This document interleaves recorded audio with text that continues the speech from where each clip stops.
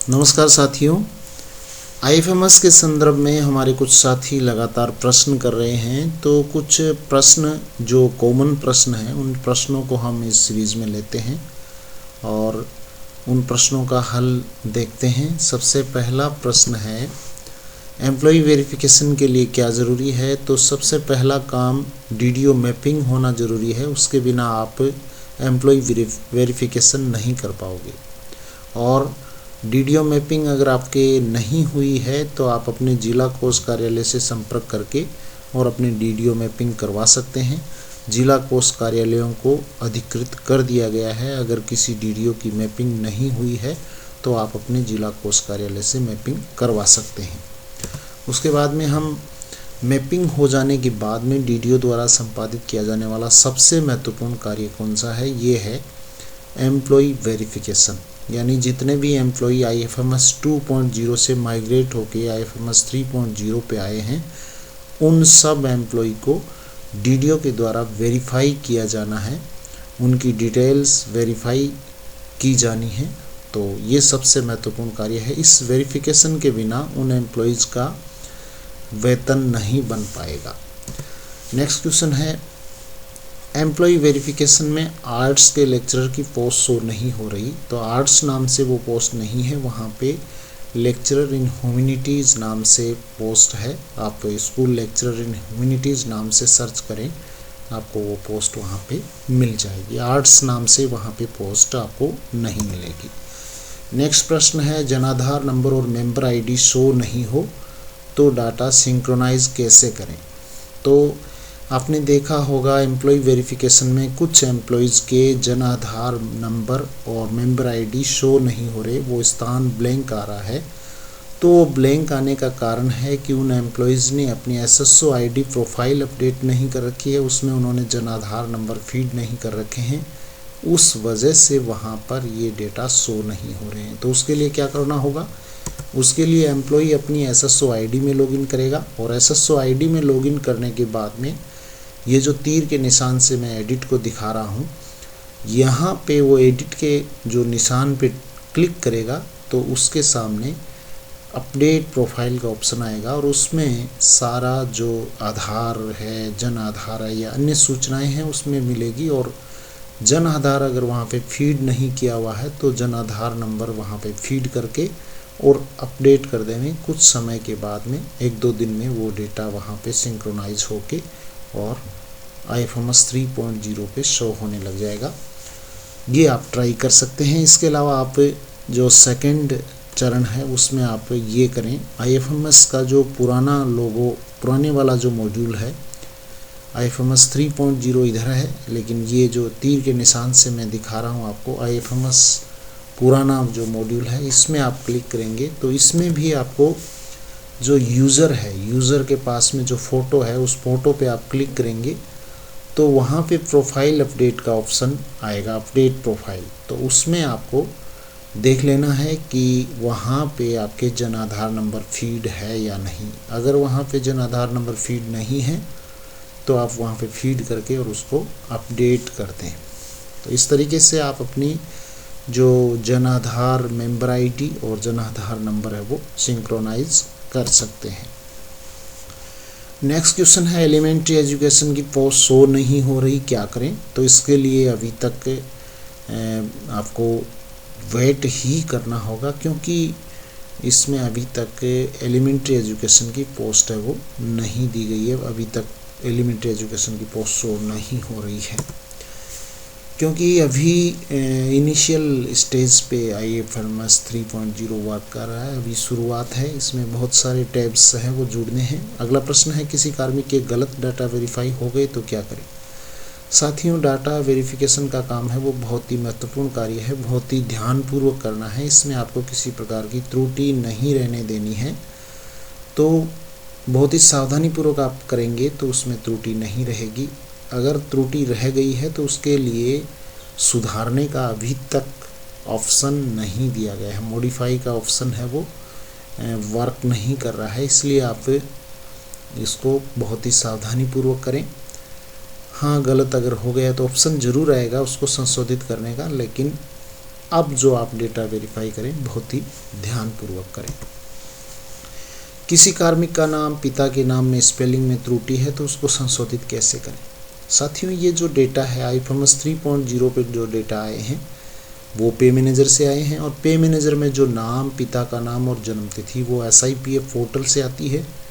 तो नाम और पिता के नाम की स्पेलिंग में DDO लॉगिन, SIPF पोर्टल का जो DDO लॉगिन है वहाँ से करेक्शन किया जा सकता है, और वहाँ से करेक्शन होने के बाद में एम्प्लॉय अपनी स्वयं की पर्सनल पे मैनेजर ID से वो रिक्वेस्ट जनरेट करके DDO को भेजेगा, और DDO वो रिक्वेस्ट है वो HOD को भेजेगा, और वहाँ से ये वेरीफाई हो जाएगा।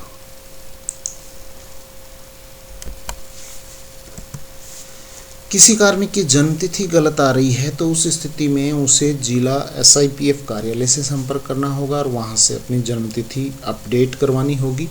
तो SIPF पर जब जन्मतिथि अपडेट हो जाएगी तो उसके बाद में एम्प्लॉय को अपने पर्सनल पे मैनेजर लॉगिन पे जाके और वहाँ से रिक्वेस्ट जनरेट करनी होगी डेटा फैच करते हुए, और वो रिक्वेस्ट जाएगी DDO को, और DDO भेज देंगे वो रिक्वेस्ट है वो अप्रूवल के लिए HOD को। तो इस तरीके से जन्मतिथि है वो चेंज हो पाएगी। अगला प्रश्न है, नए कार्मिक की एम्प्लॉय ID कैसे बनाएं। तो एम्प्लॉय ID जनरेशन का टैब पहले DDO SIPF लॉगिन पे दिया हुआ था, वो टैब अब हटा लिया गया है। DDO न्यू एम्प्लॉयज़ की ID क्रिएट नहीं कर सकते, और इसके संबंध में अब ये कहा जा रहा है कि अब जो भी न्यू एम्प्लॉयज़ होंगे उनकी ID का क्रिएशन IFMS 3.0 के माध्यम से होगा। तो उस पर अभी ये ऑप्शन दिया हुआ नहीं है, जब भी ये ऑप्शन आएगा उसके बारे में सूचित कर दिया जाएगा, और इसके संदर्भ में जो नए निर्देश होंगे वो आपको शेयर कर दिए जाएंगे। नेक्स्ट, वेतन व्यवस्था वाले कार्मिक का एम्प्लॉय डाटा वेरिफिकेशन कौन करेगा। तो जहाँ से एम्प्लॉय का वेतन बन रहा है वहीं से उस एम्प्लॉय के डेटा है वो वेरीफाई होंगे, क्योंकि उस कार्मिक की ID वहाँ पर है।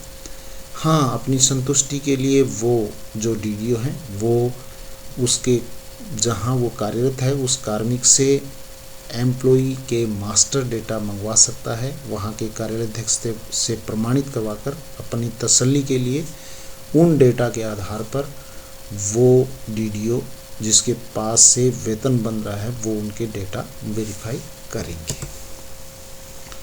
किसी कार्मिक की एम्प्लॉय पे डिटेल कैसे देखें। तो ये आपको सैलरी सेक्शन में आप जाएंगे तो उसमें आपको 4 ऑप्शन नज़र आएंगे, और उनमें से किसी पे आप क्लिक करोगे तो वहाँ पे एम्प्लॉय ID जहाँ दिख रही है उस पर क्लिक करोगे तो आपको एम्प्लॉय डिटेल, पे डिटेल आपको दिख जाएगी, कितना डिडक्शन है, कितना अलाउंसेज है, टोटल कितना है, और नेट पेएबल अमाउंट है वो कितना है। किसी कार्मिक की बेसिक पे कैसे चेंज होगी। तो बेसिक पे चेंज करने का अभी इस पे IFMS 3.0 पे कोई भी प्रावधान नहीं दिया गया है। प्रावधान दिया जरूर जाएगा, लेकिन फ़िलहाल ये ऑप्शन IFMS 3.0 पे नहीं है। लेकिन जो अदर डिटेल्स है बेसिक के अलावा जितने भी अलाउंसेज है, चाहे वो HRA हो, DA हो या अन्य किसी प्रकार का अलाउंस हो, वो आप ऐड कर सकते हैं, उसको एडिट कर सकते हैं। एडिट करने के लिए आपको डिलीट करके दोबारा से जोड़ना पड़ेगा। ऐसे ही किसी भी प्रकार का डिडक्शन आपको करना हो तो वो डिडक्शन भी आप कर सकते हो, उसके लिए भी वही प्रोसीजर रहेगा। यहाँ पे आपको 4 जो टैब दिए हुए हैं उन टैब के माध्यम से होगा। 2 अलाउंस के हैं और 2 डिडक्शन के टैब हैं। किसी कार्मिक की सैलरी स्टॉप कैसे होगी। किन्हीं कारणों से फरवरी की सैलरी किसी कार्मिक की नहीं बनाई जानी है तो उस कार्मिक की सैलरी स्टॉप है वो सैलरी बिल्स में जाके स्टॉप सैलरी में जाके स्टॉप करनी होगी। क्या सभी कार्मिकों का एम्प्लॉय वेरिफिकेशन अनिवार्य है। जी हाँ, आपके कार्यालय में जितने कार्मिकों का वेतन आपको बनाना है, जिनका वेतन बनाया जाना है, उन सब का वेरिफिकेशन अनिवार्य है। पार्शियल पे कैसे बन सकेगा। पार्शियल पे का अभी तक IFMS 3.0 पे कोई प्रावधान दिया हुआ नहीं है। प्रावधान जरूर दिया जाएगा, लेकिन इस पे अभी इनिशियल स्टेज पे है, इसलिए कुछ जो प्रावधान है यहाँ पे नहीं दिए गए हैं, अभी इस पे काम चल रहा है। सैलरी एरियर, ऑफिसी या अन्य बिल्स का ऑप्शन कहाँ है, तो ये अभी IFMS 3.0 पे नहीं है। जब तक ये इस पर नहीं आते तब तक पे मैनेजर से पूर्व की भांति ही ये बनते रहेंगे। DSC रजिस्ट्रेशन का ऑप्शन, ये भी इसके लिए भी वेट करना होगा, क्योंकि अभी तक केवल जो रेगुलर सैलरी है उसका ही प्रावधान IFMS 3.0 पे दिया गया है।